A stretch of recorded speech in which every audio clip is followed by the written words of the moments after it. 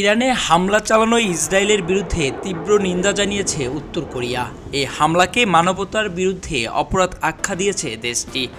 এই হামলার মাধ্যমে মধ্যপ্রাচ্যের একটি বৃহত্তর যুদ্ধের ঝুঁকি তৈরি করতে পারে বলেও সতর্ক করেছে দেশটি।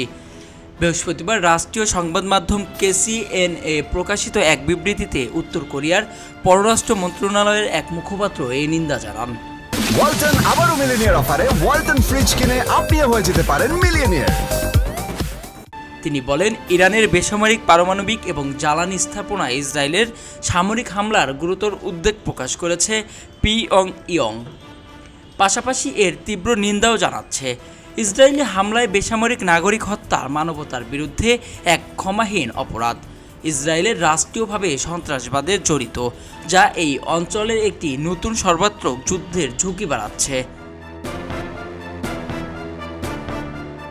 পাশাপাশি ইরান ও ইসরায়েলের মধ্যকার চলমান সংঘাতে যুক্তরাষ্ট্র এবং ইউরোপীয় দেশগুলোকে হস্তক্ষেপ না করতে সতর্ক করেছে উত্তর কোরিয়া।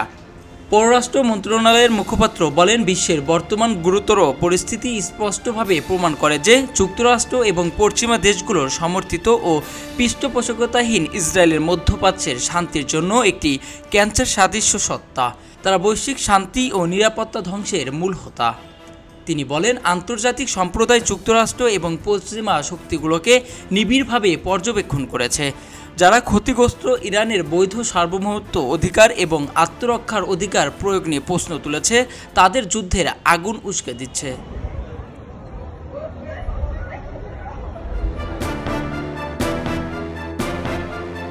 উত্তর কোরিয়ার এই মন্তব্য এমন সময় এলো যখন মার্কিন প্রেসিডেন্ট ডোনাল্ড ট্রাম্প বলেছেন যে ইরানের প্রতি তার ধৈর্য ফুরিয়ে গেছে। এ পরিস্থিতিতে ওয়াশিংটন সংযত থাকার আহ্বান জানিয়েছে উত্তর কোরিয়া। এমনকি যুক্তরাষ্ট্র ও পশ্চিমা মিত্রদের হুঁশিয়ারি দিয়ে পিয়ংইয়ং বলেছে, যুক্তরাষ্ট্র এবং তার মিত্রদের পদক্ষেপ মধ্যপ্রাচ্যের পরিস্থিতিকে একটি অনিয়ন্ত্রণযোগ্য বিপর্যয়কর পরিস্থিতি ঠেলে দিচ্ছে। খবরের কাগজ, নিখাত, নির্ভীক, নিরপেক্ষ।